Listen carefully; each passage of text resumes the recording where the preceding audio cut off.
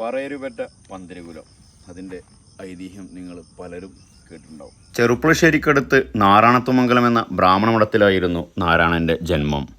10-ാം വയസ്സിൽ വേദം പഠിക്കാനായാണ് തിരുവേഗപ്പുറത്തെ മനക്കയിലേക്ക് അദ്ദേഹം എത്തുന്നത്. യാത്രകൾ ഇഷ്ടപ്പെട്ടിരുന്ന അദ്ദേഹം രാത്രി എത്തിപ്പെടുന്ന സ്ഥലത്ത് താമസിക്കുക പതിവായിരുന്നു. അദ്ദേഹത്തിന് ദേവീദർശനം ലഭിച്ചു എന്ന ഐതിഹ്യത്തിലാണ് എല്ലാ വർഷവും തുലാം 1-ന് ഇവിടെ രായനല്ലൂർ മലകയറ്റം നടക്കുന്നത്. അന്നേ ദിവസം കേരളത്തിൻ്റെ വ്യത്യസ്ത ഭാഗങ്ങളിൽ നിന്ന് ഒത്തിരി വിശ്വാസികൾ ഇവിടെ എത്താറുണ്ട്. പട്ടാമ്പിയിൽ കൊപ്പം-വളാഞ്ചേരി റൂട്ടിലാണ് ഈ മല സ്ഥിതി ചെയ്യുന്നത്.